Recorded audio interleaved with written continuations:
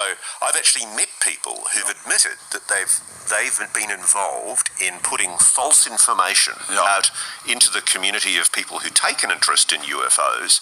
They've deliberately put BS information out there to try to discredit the whole thing. Yes, that's a basic move. Let me tell you a story. This is the big moment. Yeah. So in 2004, you've got a carrier battle group. You've got a gigantic aircraft carrier, the USS Nimitz, one of the biggest aircraft carriers in the US. Mm-hmm. And they always travel with multiple other vessels around them. And so they have destroyers and cruisers and other battleships around them that protect them. And they were doing rehearsals for the Gulf War. And in the course of those rehearsals, they were off the coast of California, off Baja, California, Mexico. Yep. And the radar operators on the USS Princeton, which was one of the vessels as part of this carrier battle group, they were seeing these objects up in the atmosphere on their radar at 80,000 feet. Mm-hmm. And the really strange thing is, we don't have a lot of aircraft that can just hover at 80,000 feet. Or even get there. Yeah. Or even get there. Yeah. And they were watching, there were hundreds of these objects just hovering at 80,000 feet. And they were monitoring them, but they couldn't do much about it. But they knew they had a carrier battle group exercise coming up where they were going to be flying aircraft. And so if those things came down into the zone where they were going to be operating, it was an emergency. It was a really big issue because they had jets, fighter jets, flying at high supersonic speeds. And so they had to know what they were. And so on the day of the major exercise, all of a sudden, these objects just suddenly dropped down to 28,000 feet, or in one case, they dropped down to the surface of the ocean. And they could see this on these radar systems. Just like that, dropped. Not just dropped like slowly, but this was instantaneous acceleration. No way. And so scientists have estimated how fast these objects moved. And one of the estimations is that if, as appears to be the case, they didn't slow down to decelerate. They literally went and literally moved to another part of the sky instantaneously. They estimate it was 500,000 kilometers an hour in speed. Completely impossible speeds. I think it was 12,000 Mach was a more conservative estimate. Dead stop. Imagine the G-force in that. Well, it would turn you and me into pieces. That's it. So they realized they had something unusual. So they sent a pilot to go out and investigate. And on the F-18 jets that they've got these fantastic new forward-looking infrared imaging systems, beautiful optics so that they can see what's ahead of them. And they're 20 or 30 miles out, and they pick up this object that's just hovering in the sky. Mm-hmm. Now, the cool thing about modern propulsion systems is that when you've got, say, a jet flying along in the sky, it's got engines, it's got a heat source. And so on a forward-looking infrared, it glows with the heat. And if you're a pilot, that's what you're looking for. You're looking for what kind of propulsion system it was. And the really interesting thing is they couldn't see any energy. Really? It was almost the ambient temperature of the atmosphere.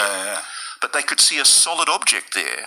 And they flicked through all their sensor systems. They went to radar, and they've got these things called phased array radar. You know, in the old movies, we used to have like a clock hand and it used to hit something every cycle. It goes past it, Now they've got these things called phased array radar where they're literally squirting a beam at the object and they can paint that object. They can not just see that it's there, they can actually detect the shape and everything, and the mass and get an idea of it.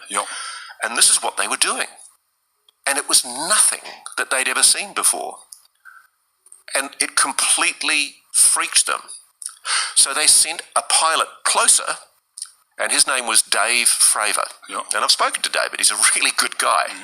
And he's the sort of bloke that you want in charge of a fighter jet. Right? He's an American guy. So he gets eyes on this object. He's looking at it with his eyeballs, as well as with all of his optical systems. And way up above him in the sky, there's a thing called an E-2 Hawkeye, which is a surveillance aircraft with all of these different sensors. And down below him, there's the USS Princeton, which is a guided missile destroyer that's got every sensor known to man. Yeah. So there are literally hundreds, if not thousands of people monitoring what happens next. Yeah. And so Dave comes in at about 28,000 feet, and he's got a wingman with him, a woman called Alex Dietrich. She's flying another jet.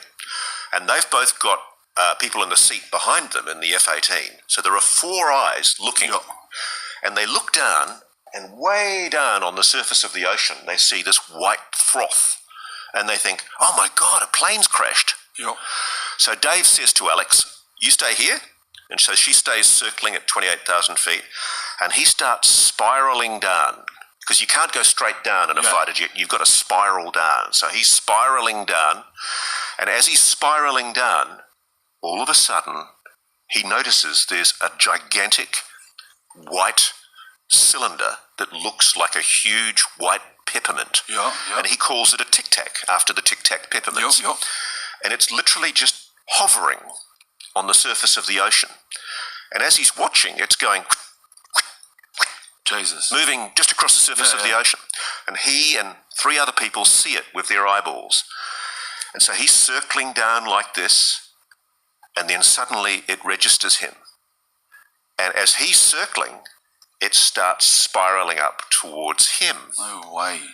And he goes, I'm engaged, because for a combat pilot, he thinks this thing's about to go in a dogfight with him. He's shitting himself. And so one of the things you do as a combat pilot is there's a thing called cutting across the clock.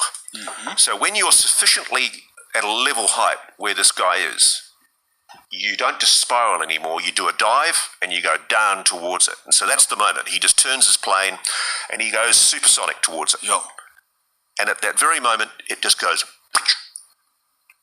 Just disappears. It flies off. Literally in the blink of an eye, it has disappeared. Yeah. Everybody on board, every vessel that is monitoring this sees the same thing. Yeah. The Hawkeye up ahead sees the same thing. Alex Dietrich circling above in her jet sees the same thing. And all of their backseat guys see the same thing. Multiple corroboration, multiple sensors. You can't evade the fact that this is crazy. They've seen something, a technology responding, and this is the cool part, Spanian. It's a technology that's responding intelligently. It's not a life form. It might be, perhaps, but it's a technology that's responding intelligently to the jet. And it gets better. Because one of the things you do when you're a fighter pilot and you've had an engagement like that, before they leave the briefing room of the aircraft carrier, pilots have got a place where they rendezvous. And it's like, oh shit, we've just had this really damaging experience. Let's go to the cap point. And so the cap point is a location at an altitude and a grid reference that is secret. The only people who know it, or the only people who are meant to know it, are the pilots. And they've been given it in the briefing room on the USS Nimitz before they left the ship. So they're flying 60 miles back from this location to the aircraft carrier cap point. And as they're flying, they get a call on the radio. You're not going to believe this, Commando, but it's waiting for you at the cap point. No way. And the Tic Tac is telling them, I know your secret. I'm at your cap point. I'm going to the rendezvous point that you're secretly going to. It's almost like it's going like this. And it's unbelievable. Nobody has been able to explain that. That was the turning point where, after 70 years of denial, the US military had to admit, because that tape leaked.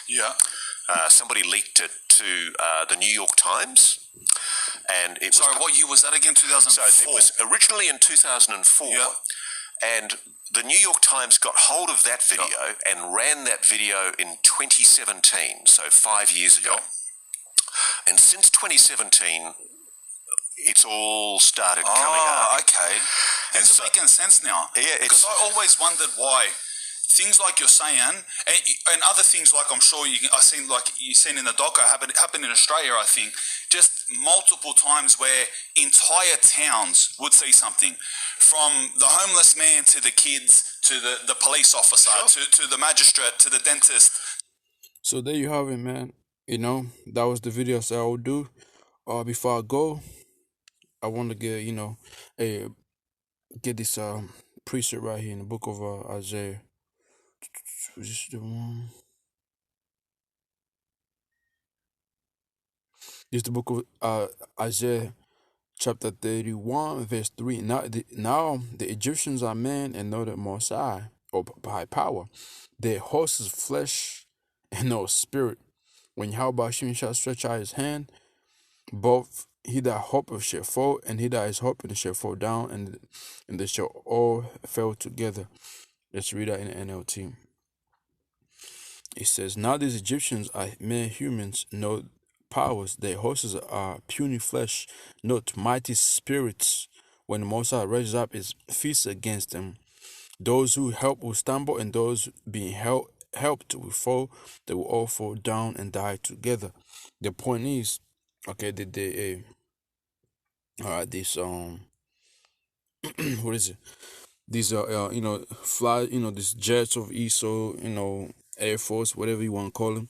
Those are just not those are just what is it? Those are just fleshly made. All right, there's no spirit in them. Okay, but these chariots, man, they're being controlled, or being the spirit of Yahweh Shim Yashar within them, within those chariots, man. Okay, so Esau is in trouble, man. All right, Esau is in trouble. Okay, I mean, you heard a man. He gave you the whole, description of what they're seeing. How that chariot was moved in the world, in the shape of it, man. Okay, and that right there is it's crazy, man. It's beautiful. If we know, where they are, man. Those are the chariots of Yahweh Shim Yahshua. Okay, so there you have it. Yahweh Shim Yahshua brought a thumb to all you brothers out there. Stand with the apostles and the elders, great millstone. And you Aquaf out there as well. Hey, Shalom.